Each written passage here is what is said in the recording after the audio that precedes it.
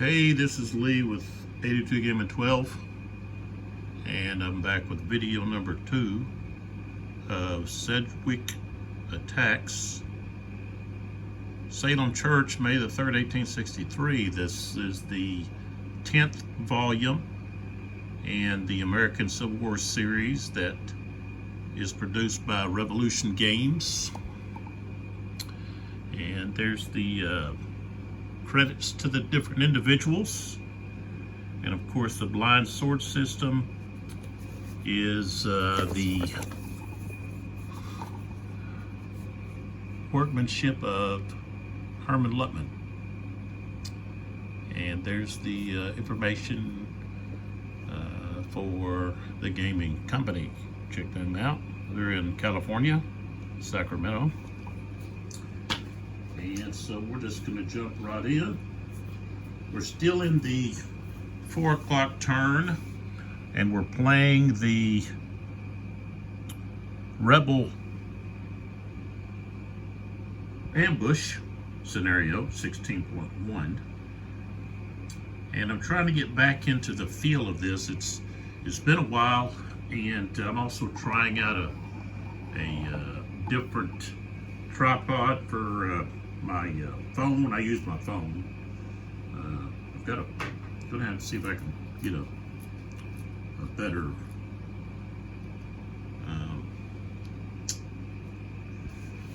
deal going here for that. But so anyways,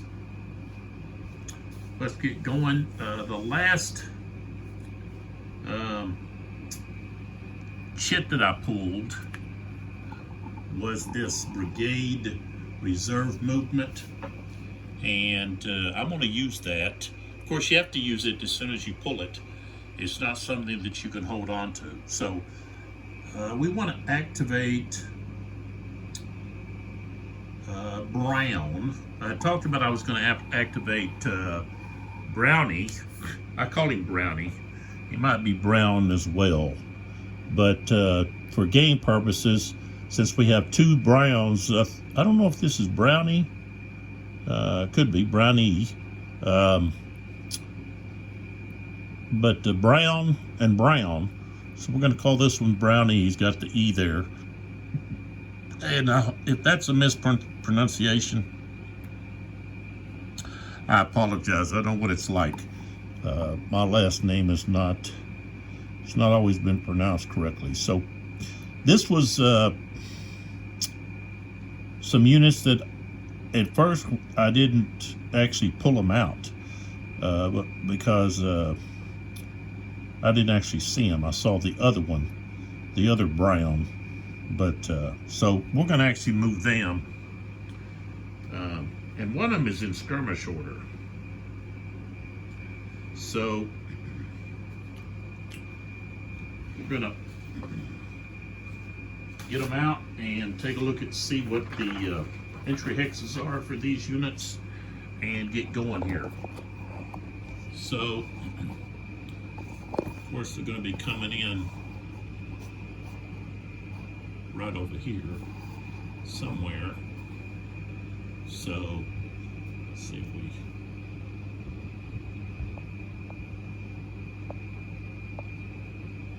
that's just as far as I can get back, unless I raise up a bit. This is a little finicky here, but we'll see if we can get it to work. Okay, so I've got this stack here, and so Brown, the 1st New Jersey, comes in at 2,000 right there. And then we have the Skirmisher, which is the 2nd New Jersey. This one's coming in as a skirmisher at 22. Okay. And then the 3rd is also coming at 22.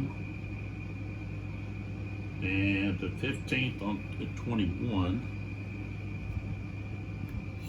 And then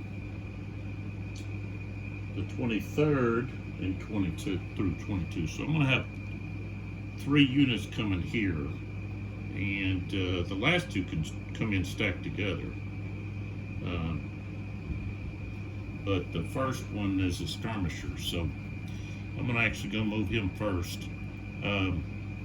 Skirmish formation, they pay 1 less going through terrain, but they have to pay at least 1. So moving through those woods is only going to cost this unit 1. And they're in maneuver. Now maneuver is where, is that what I want to do, maneuver? Or I think actually, let's see, this good ground shouldn't be on here yet.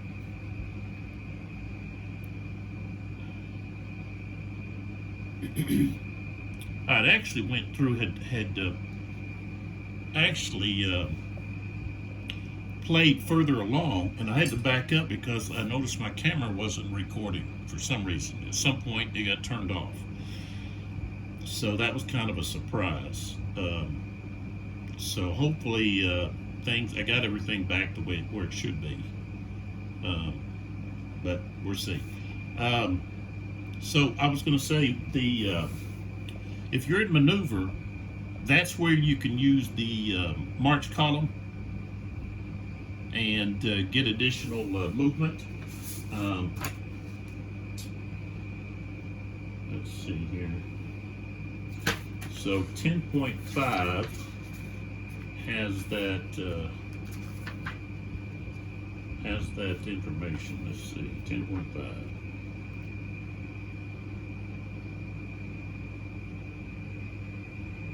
Okay, so it's described in the series rules. Let's see what it says about. Okay. So if their infantry's in march column, they only pay half a movement point per hex when under maneuver orders going along a pike or road. So I was looking at that in the last video, and I couldn't find it. So it's been a while since I got back to this series. I've been doing other games and so forth, and I still have the ILL 1807 going. The next video I think will be like video 32, I think, something like that.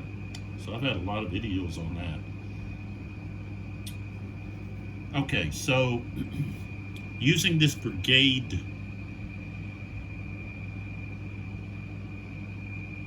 if I can, there we go, brigade reserve movement, then I can bring in reinforcements, and it's not going to cause the brigade activation to be activated.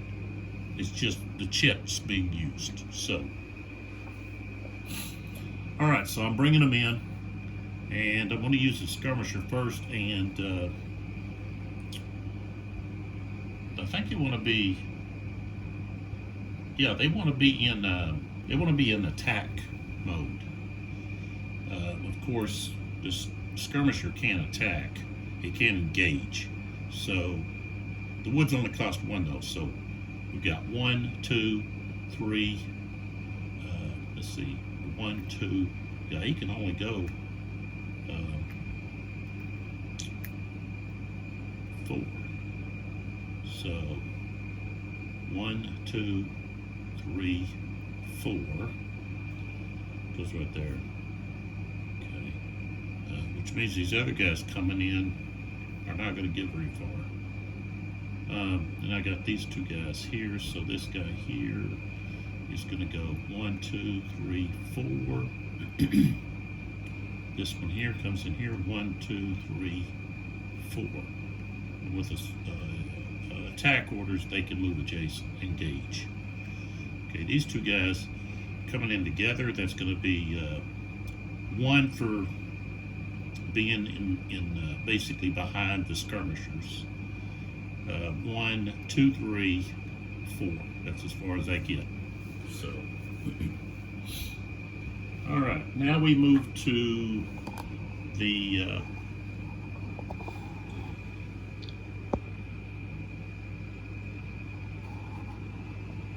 combat.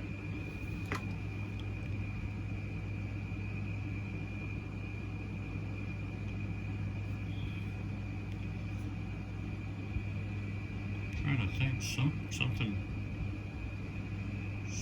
doesn't look right.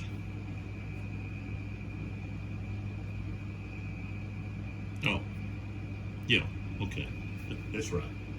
All right, so we've got the 1st New Jersey and 15th New Jersey have to now identify who they're attacking. So, okay, so here and here, they're both, oh, cut the camera. They're both attacking this unit. All right, so that means this unit here is going to be free to provide supportive fire because he's adjacent to this unit that's attacking someone and he's not getting attacked himself. So he attacks with a strength of only 2. It's 50%. And we don't have any modifiers that's going to apply here in this this fire combat.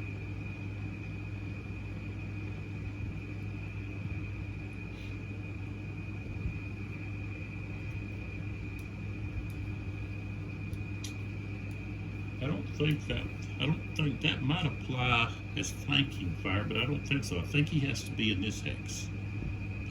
This hex. If this unit was here, that's flanking fire. But I think here, but let me look. But like I said, it's been a while since I did this.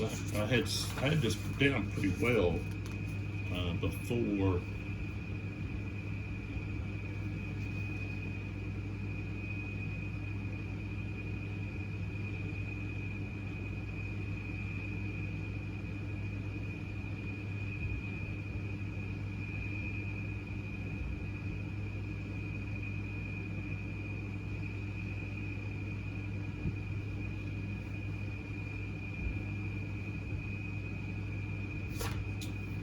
See, where does it talk about? Oh, here it is. Okay, it's on page 8 of the Blind Series rules. Part of 9.3. It's actually C here. Okay, so if a hex is targeted by fire combat from 2 or more different enemy units whose line of sight into the target is separated from the other line of sight by at least 1 full hex side, it is subject to flanking fire.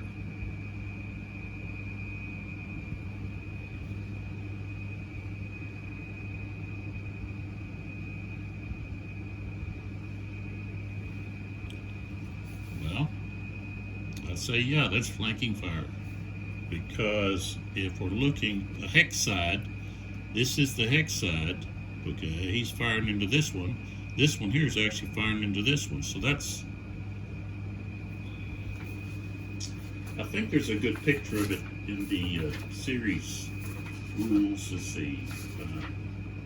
See if I can remember. Oh yeah. Let's see. Where's it at? Okay, here we go.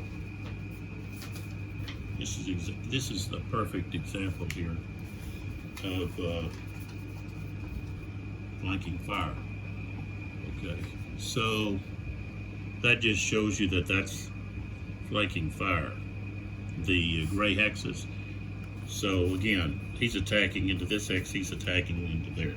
So that means those units, and that's something that I've always, I guess there's many times that I haven't applied that when I should have.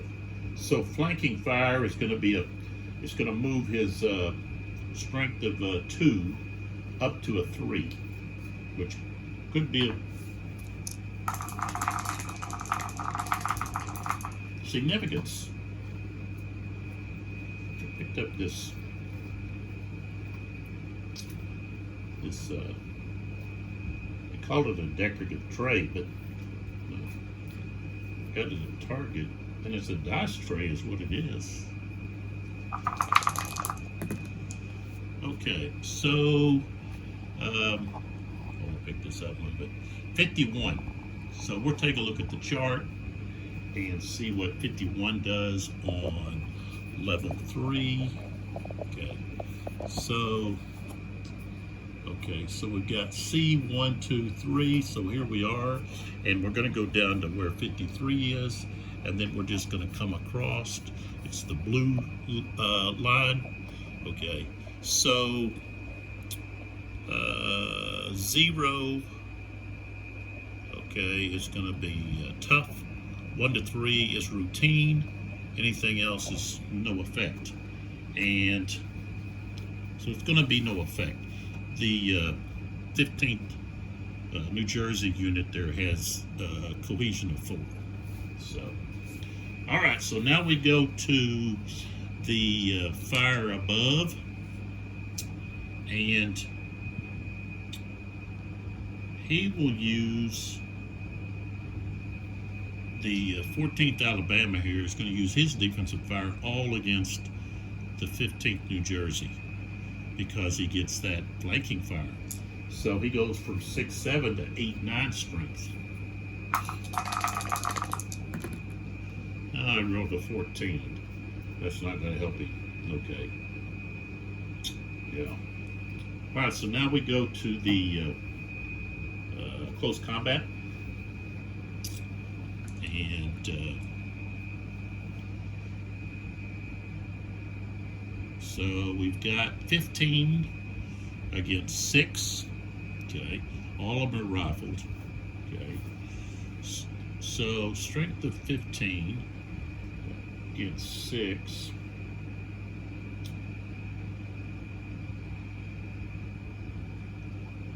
That's 2 to 1. 2 to 1. So now it goes from 15 up to 2022 on the chart. Let's see, they're even in CR. Nobody's got a smooth bore. Okay, nobody's on a higher slope. No good ground. Flanking attack. No, that's not a flanking attack. Okay, so we're at 2022. Is the strength. Oh, we got a 46. All right, so we're way over here. Okay, so now we're going to look over here for 46. Okay, it's right here. Okay, so we come across, and we know that they have a 4. So we're going to be in the tough over here. So we're rolling on this area. Okay. 36. So 30 is a 3 is BD. That means both are depleted. Okay. And the asterisk has to do with if one side is, at odds of 3 to 1 or more. And then the 6 is going to be break test, retreat all 3, and then a panic 2. So 2 units can panic, but those units have to have a cohesion rating of 2 or 1, or I guess they could have 0. So, okay, so both are going to, and I didn't, now that isn't 15, I got to redo this. I don't get to add those together. I got to pick one that's going to be the attacker, the main unit. Okay, I did that wrong. I got to get back to thinking the correct way. So let's go back over here. I rolled a 46. Okay, so the strength starts at 9. Okay, so this one here is only the support. Okay, so I start with a strength of 9. Okay, it's 2 to 1, so I go up 2 to 12, 13, and then the only Yeah. I just stay at 1213. And then 1213, if I go down to 46, 1213, 46, that's going to be in the green. Okay, which 3 is nothing. And the 6, morale hit, retreat, all 2, and then the panic 2. So, alright, so there's no depletions. This unit has to take a morale hit, retreat 2, and then we would have units panic, but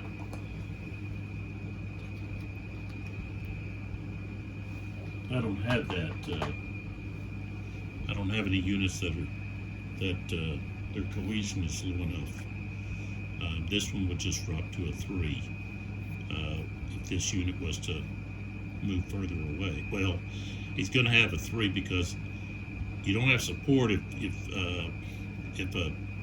the only unit that's of your brigade that's close adjacent to you is shaken or disrupted, then they don't provide support. So we retreat 2. Okay.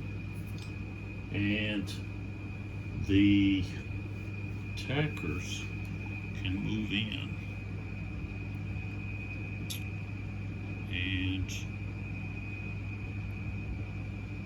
of course I can't stack both of these in a hex because that's 15, not 12. You can only stack 12 in a hex. I'm trying to think if I want to do this.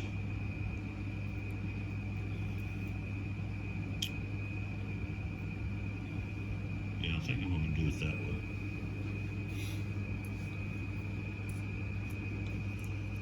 Okay.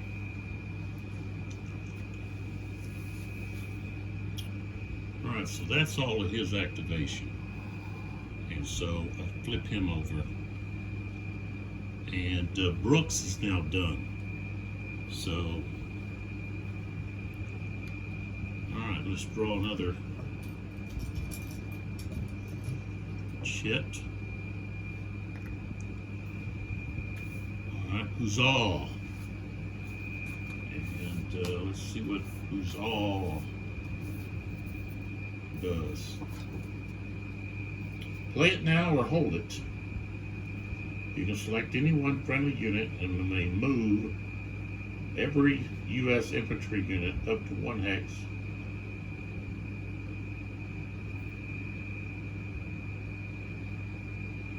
In any direction, but all such moving units must end up adjacent to a Confederate occupied hex.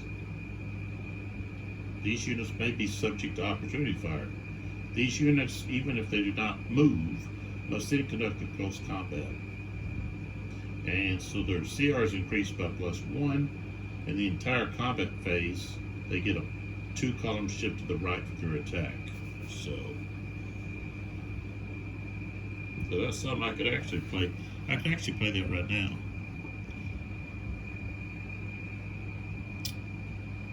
So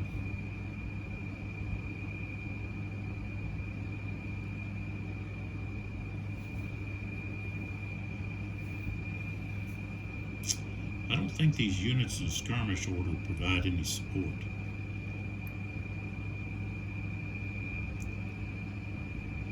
So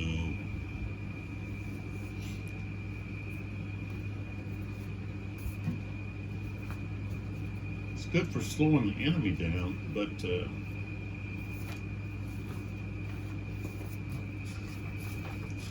not good for providing support.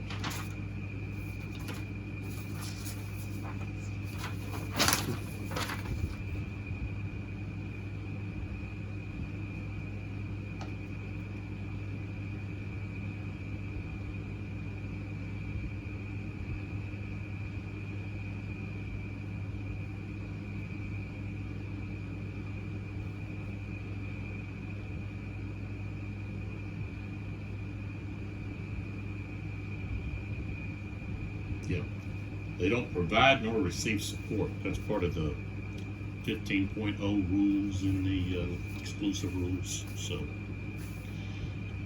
I think I'll go ahead and which I have the confidence. Okay, we were just successful, so I can use this confident marker. I could pick this up and then immediately play this confident marker before another marker is played. So, or actually I should have played it. I think I have to actually play it. So I already pulled that other marker, so I should have played this before. So I would have to play, if I want to play something, I've got to play this. So let's play this. I can actually move someone and then attack.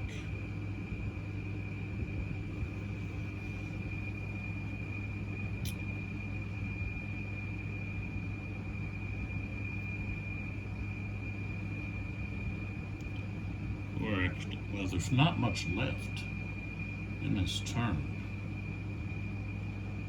But I do have a couple more guys to come in. So I think I'll hold on to it. The Union decided they want to hold on to that. They don't want to use it yet. Okay, so we got McLaws. And the only one he's got left is Kershaw, but we still have to roll.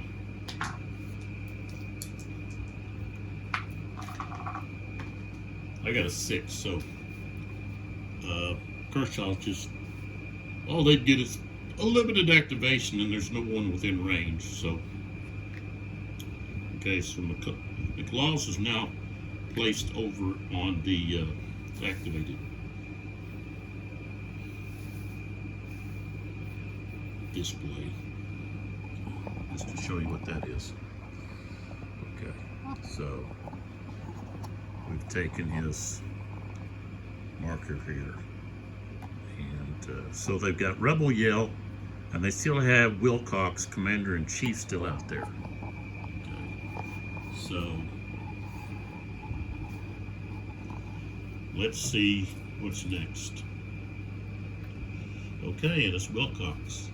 Now I have to roll a 4 or less. I rolled a 6, so he goes over here. Not successful.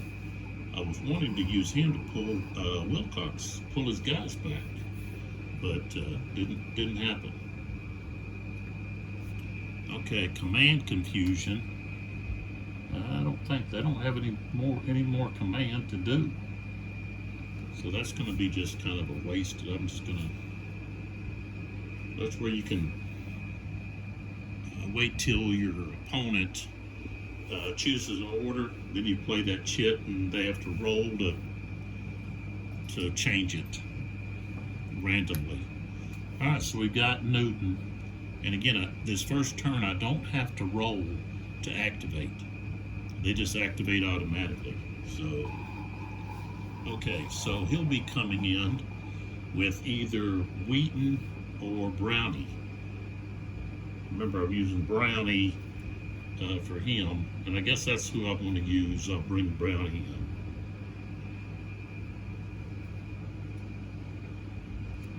So, okay, let's see what Brownie,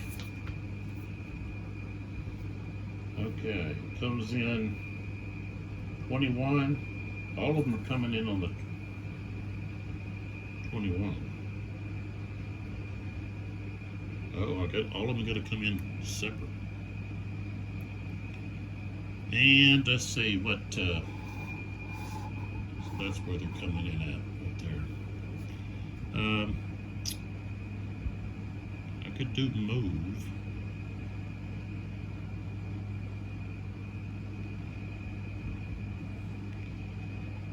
Try to get around somewhere. Try to work around behind.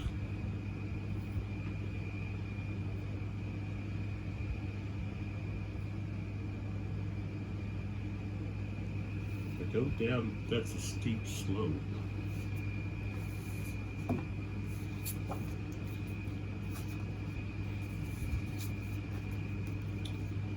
Let's see.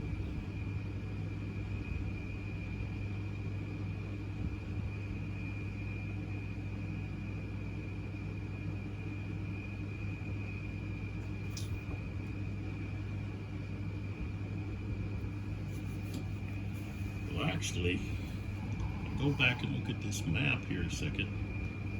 Okay. Here to here is not considered upslope, even though you are changing. Now here is where you have the slope right here. Okay. And then the steep slope is this right here. It's the black. Okay. Right here. That's the steep. So if it's just this is just a very smooth change of elevation, I guess. So, okay.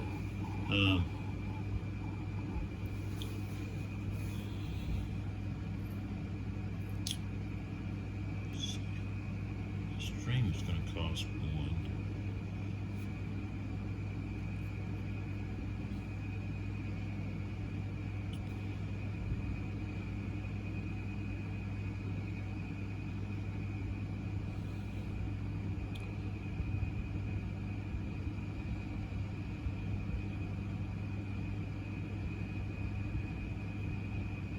Could go either direction.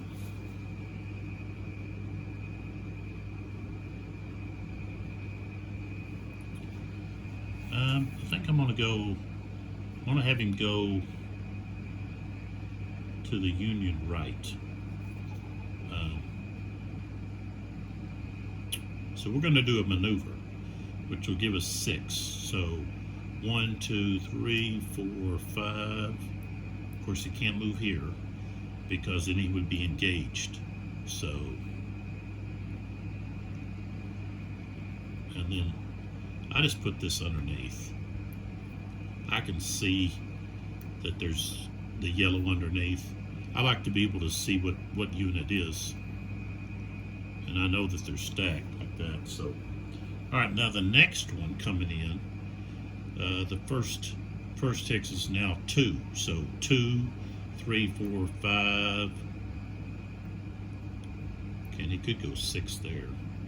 He could have went 2, 3, 4, 5. And then this one comes in at 3, 4. Let's see what we got here. 4. You want some of that pork for a sandwich? Okay. Okay, so 3, 4, 5, 6. All right, so that's Brownie. Newton still has one more, and then I don't think we got very many left. Maybe 2. Okay, then we got good ground. This is good for defense. So I'm going to put it right here on Wilcox's the 9th Alabama A. It's a demi. What do they call it?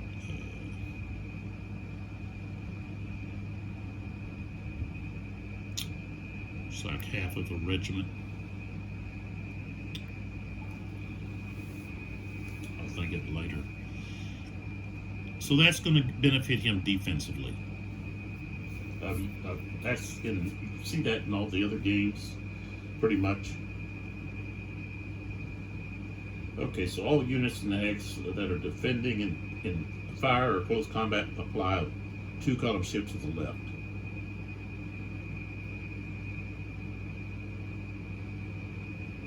So it's removed at the end of the turn. And then the last one we have is, of course, Newton, and that's Wheaton coming in. And Wheaton's only got two regiments in his brigade. I didn't do any clipping on these counters. Okay, so if we look here, where is Wheaton coming in? Wheaton is coming in 21 and 21. They're both coming in the same spot, and they can't stack either. So they're coming right here. And remember, stacking does not apply until the end of an activation. So you can move through a hex that has, say, that is stacked full.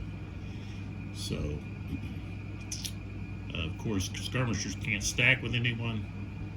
They can't move into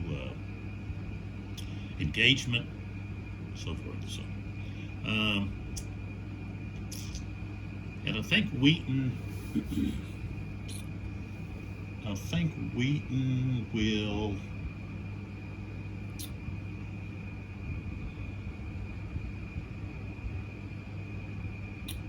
I could attack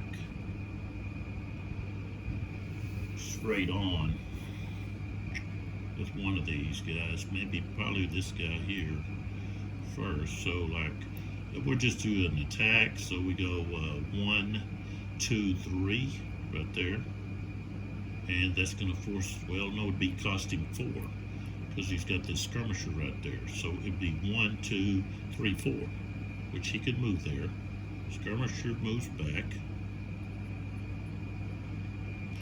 and then this guy comes in 2, 3,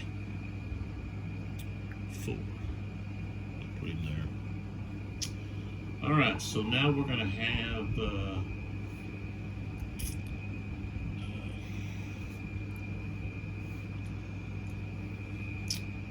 this unit attacking the good ground unit here. So let's move this down. Okay. So Wilcox can do defensive fire. And let's see.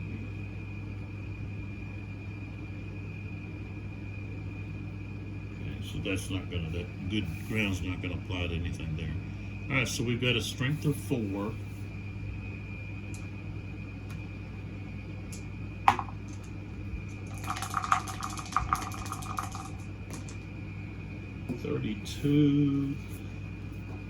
Strength of 4, 32 is not going to be enough.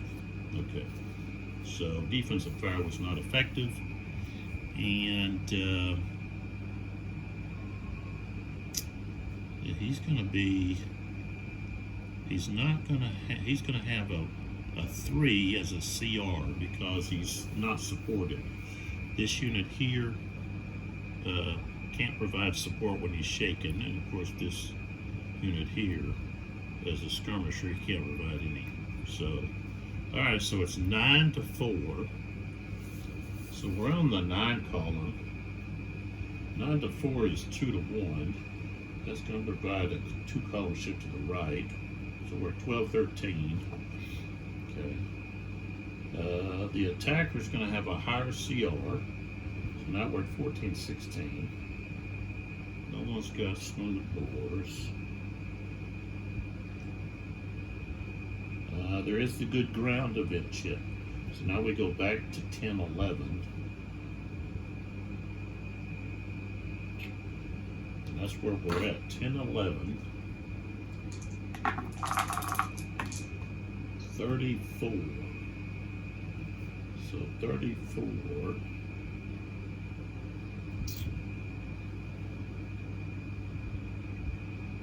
And he's got a CR of 3, so it's going to be routine. Oh, we rolled a 12. Okay. Wow.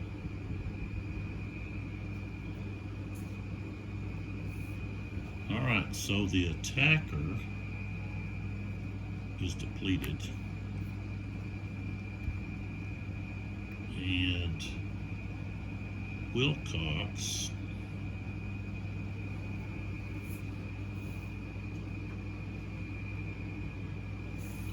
has to retreat 1 hex. No. Yeah. 1 hex. So, let's see.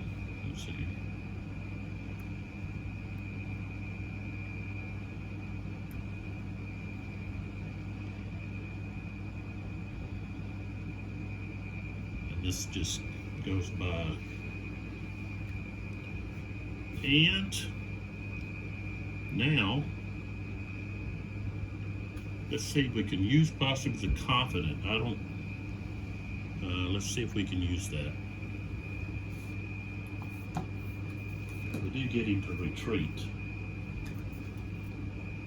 Okay, achieved a retreat result. So,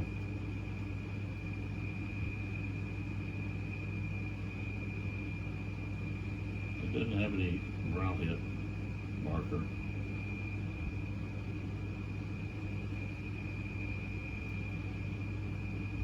So they can advance or not, but if they advance, they can then attack. Well, we don't want to do that. That one will just be wasted. So, okay. Now we do have the rebel yell. Okay. And the huzzah, hurrah. Huzzah! So, the Union get to go first. So, let's see here. Now, this kind of works exactly like the rebel yell.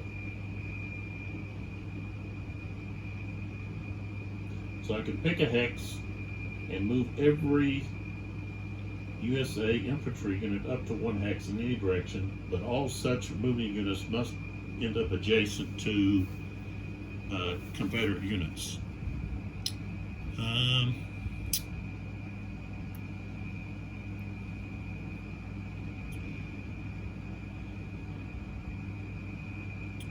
So if I move him, of course he's going to have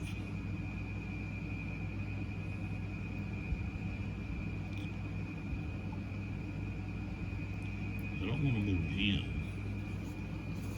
So they've got to move adjacent. And they have to conduct a close combat. So they have their CR increased by 1. And they get a +2 column shift. So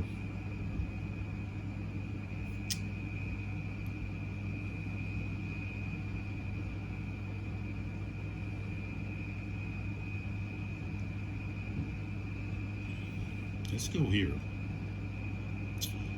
Brown is going to move up.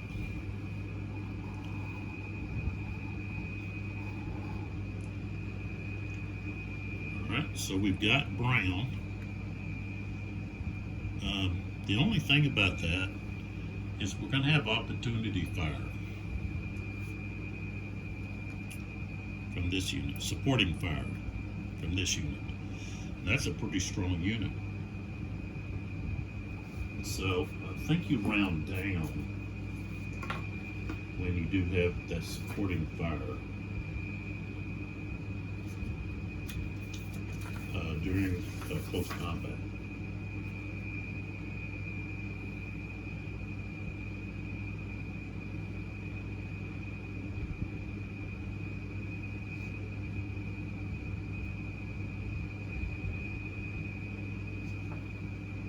Yeah.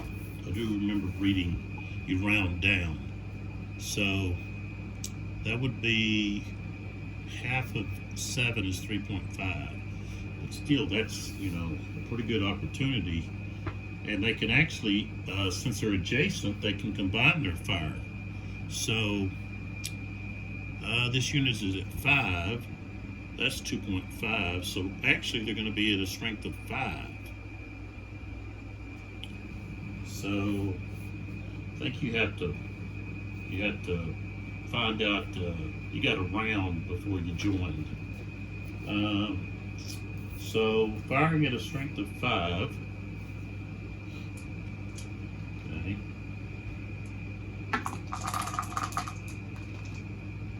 We got a 45. 45, strength of 5. Alright, so yes, that unit would be unsupported, cohesion of 3, but because it's got this huzzah, it gets a +1.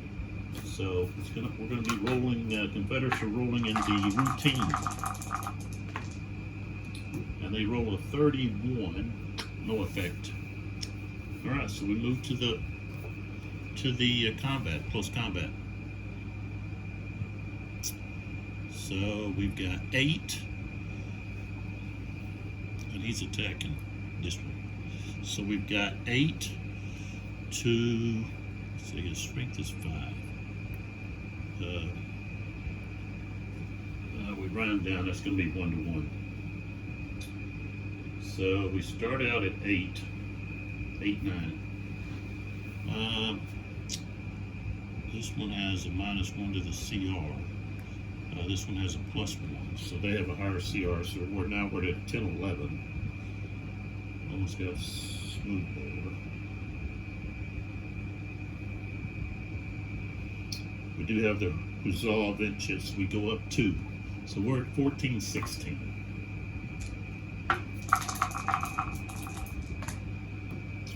Rolled a 23.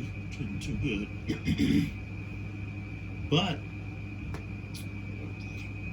1 to 3 is in the green. And this unit does have a 3 because it's got a -1. So we do get to roll on routine instead of close fight. Roll a 51, so that's a depletion, and the attacker takes a morale hit. Okay, so this unit's depleted, and then the attacker gets a shaken. All right. So that takes care of that. Now we can go to the Rebel Yell, which is basically the same thing as the huzzah. Okay, and we just have to decide. Okay, do we have anybody that we want to do this with? And I think we do.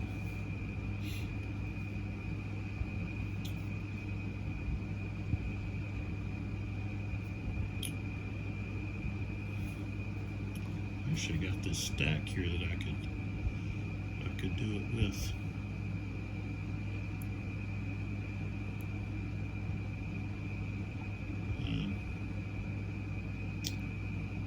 I want to get close to this guy. Defensive fire, he could really slap into me.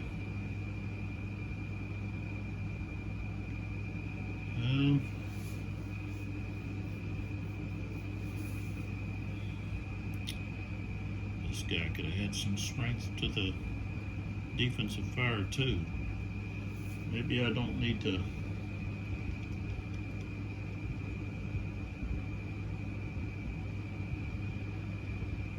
Yeah, maybe I don't need to do the Rebel Yell. Not. I guess. Well, I could. I mean, I could sacrifice this whole division.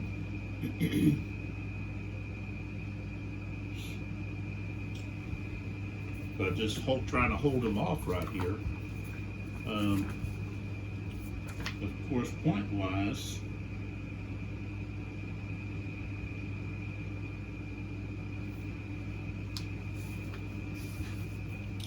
we've got 1 cavalry. So we've got 1, 2, 3, 4, 5, 6. That's 12. And the artillery, which I could pull that back. So that would be 12 points. But if we hold on to the school, that's 5 rebel points. And then the other ones would be, let's see, 5 and then 3, 3. That's 6. That's 11. Then we would actually have to, we would have to eliminate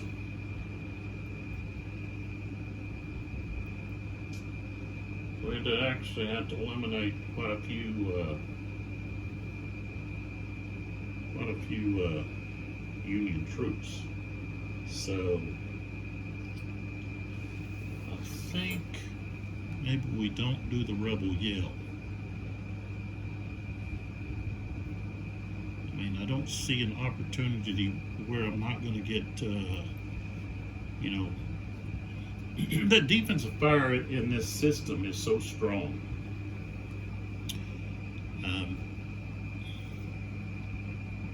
And, you know, from what I've read, I agree with that.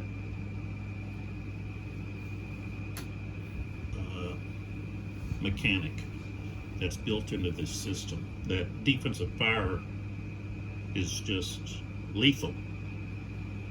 Same thing with artillery at close range. It's lethal. And you know, these hexes are 150 yards side to side. So, you know, that's plenty of time to get off several rounds.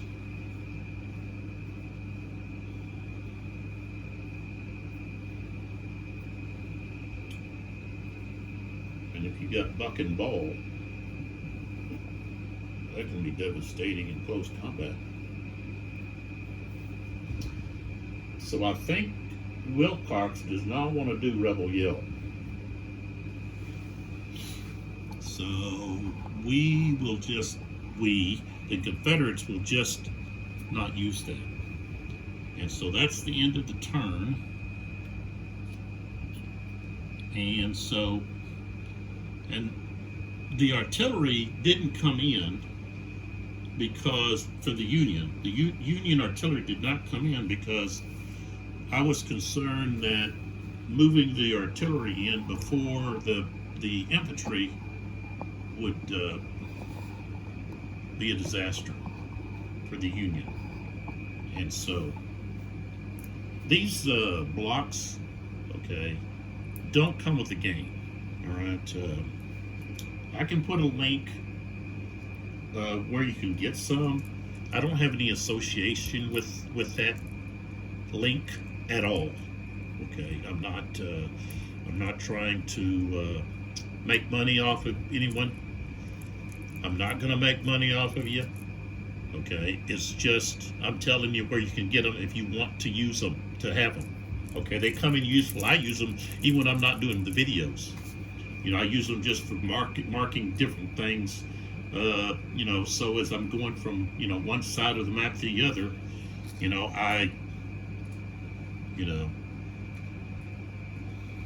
know what's going on. Plus, I mark them so that you know, I've got a clear marking of who's attacking who and so forth. So, and the thing is, you know, you can ask for, like, well, why don't they add those markers? You know, every marker that you add is going to increase the cost of the game. You know, it's like, okay, we now have these fire and move markers. You know, and they're two different colors. You got the, you know. So, you know, it's different if you have, you know, if you have a, say, a counter sheet that you've got extra space, you could slap it on there. But, you know, if you're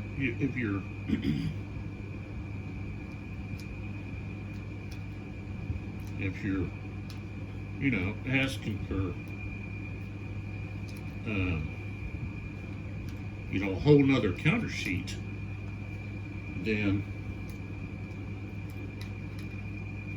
that's going to add a lot of cost to the game. And one thing about the Revolution games, besides being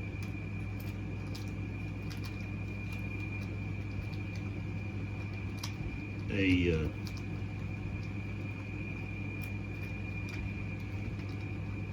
organized company and a company that provides quality components, they're on the cheaper end, okay, compared to other companies out there. So, and I looked at the volume 11, which deals with Shiloh. It's called Shiloh the First Day. And then it's got another little phrase underneath, like this has Salem Church. It's got another little saying underneath there concerning that. And the box says, I believe it's like a painting, maybe a watercolor or something. I'm not for sure exactly who that painter is, but I'll investigate that. Also, this drawing. I know Mark Mahaffey does the box art, but I'm pretty sure that the drawing is not his, but actually a drawing from someone, that was there at the time that, was doing some sketching, whether it be a journalist or someone else that sketched, and so. But I'll look into that as well. So these maps are made in the style of Rick Barber's maps. Of course, we lost Rick Barber, but I do appreciate that the maps are staying close to his style. I don't have any issue with, what they decide to do in the future with this, but staying closely with Barber's style just kind of helps to keep the continuity of the series going, and so that's greatly appreciated.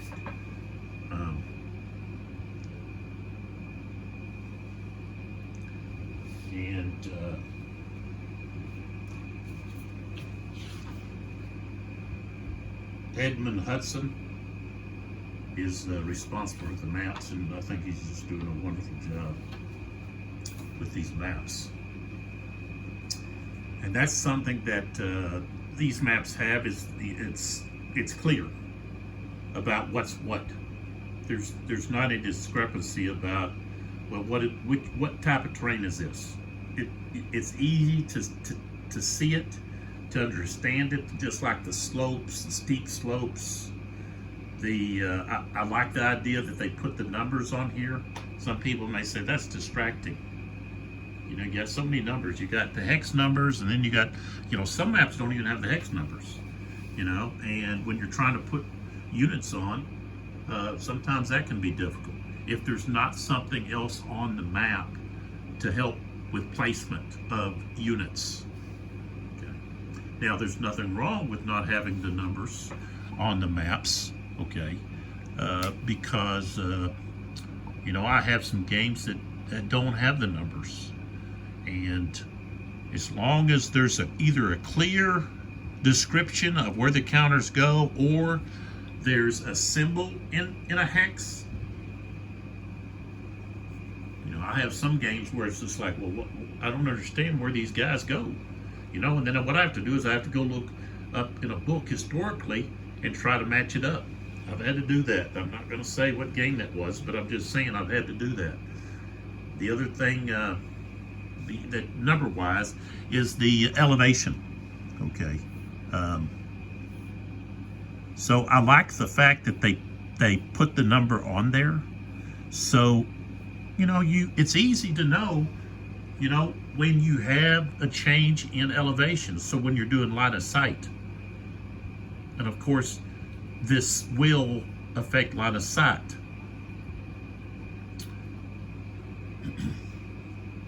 Even though it's not going to affect movement per se, it does affect line of sight. So, and I don't have an issue with that. I don't have an issue with this map at all, or the counters, or the rules. You know, I'm grateful that they give us these brigade activation displays. I think that was a great idea. And so, and I know I've brought up the fact that, hey, it'd be nice to have some counters to put under units that come off the broken track. Okay, well, you know, I've gone back on that, saying, well, you know, I don't want to increase the price of these games just so that we can have that, because I can use something else, you know. There's other counters that I can use. So, for example, in this game, there's no felled trees, okay? So, of course, these can be used to put under those units. And then, of course, I know, hey, you know, this is actually goes with the Vicksburg, Prelude to Vicksburg. What I do, just so that, you know, somebody can always stop and not watch all this, but here's what I do, okay? I put several of these games in these boxes. I get these boxes at Hobby Lobby, okay, for like $4, $3 and something, okay? And then I also get these, okay? I get them different places. But see, the Sedgwick Attacks, this holds all of the counters, okay? Well, yeah, all of the units, okay? And then I used this other tray here to combine all of these other counters, okay? So this is 2 games, you know, morale hits, and mood fire markers, and other miscellaneous things here, okay? And I combine that, and I do this in all the games, okay? When I put one in a box like this, I just combine them, okay? That way, I actually have extra of these that I need, okay, that I might run out of in a game. You're probably not gonna run out, but there that is. So I've got these 3, and they all fit in this little box, okay? And sometimes I can put 3, okay, of these volumes in there. So, like I said, I've got Prelude to Vicksburg, okay, and I got some other. This other stuff down here is not even Revolution games. It's another couple of games. So that's what I do. Instead of buying the box game, I'm saving like $20. Okay, or $10 or $15, whatever it is, the difference between the folio, the Ziploc, and the box. So that's what I do. And like I said, I just then mark on here what's what, and then see, when I close this up, I can stack it. You know, I can stack them up, and so that's what I do.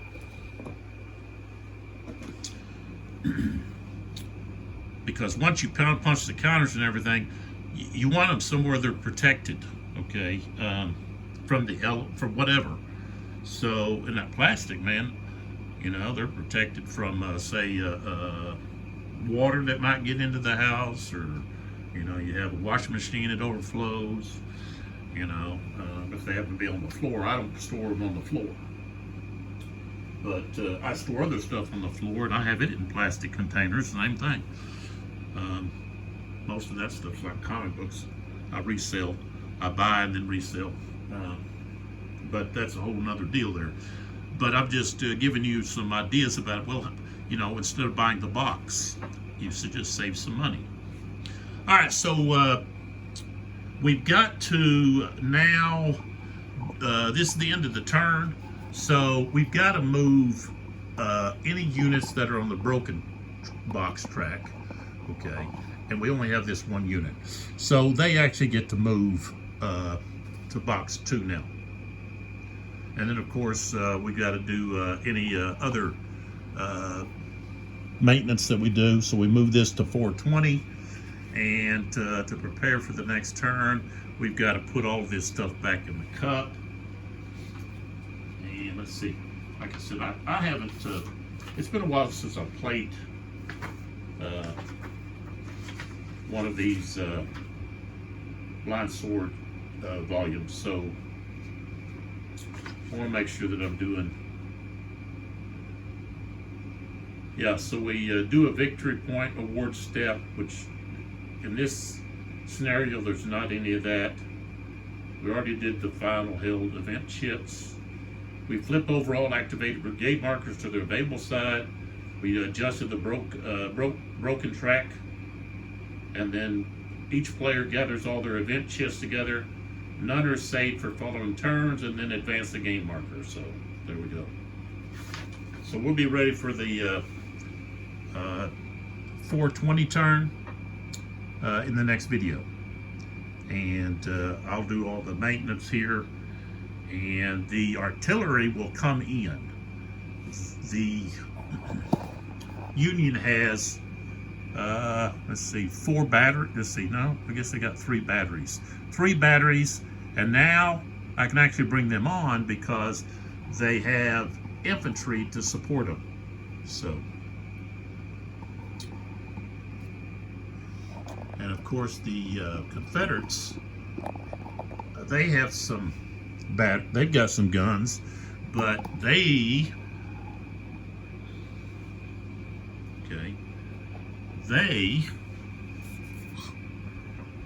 come in way back here. So, you know, and this is we've got 8 turns now left. And so they're not going to come in until 520. So when they come in, of course, they're going to be able to use the road. Okay, that is a pike, okay, or a road. So they're actually going to be able to move a total of 12 hexes. But, you know, it's going to take them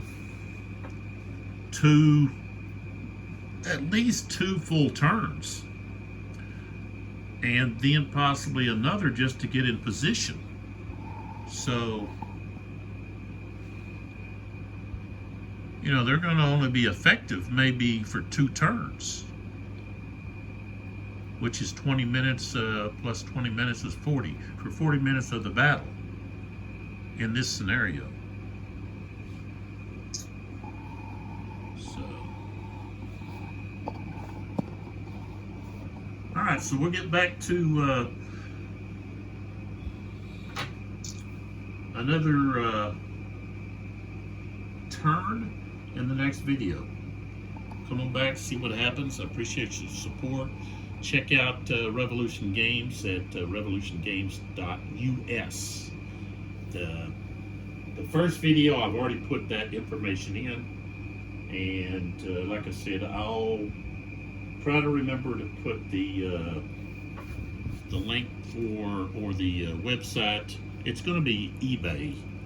The guy on eBay is where I got these. Well, no, I got these actually at Michael's, but I don't think they sell them anymore. They were on the clearance. So, and I haven't seen them in any other hobby store. So I got them really cheap at this on eBay from a guy. Might have been a girl, I don't know. From a site. So if you're interested or want some, then you can get some. I went to there and got some because I have an idea that I've for a game.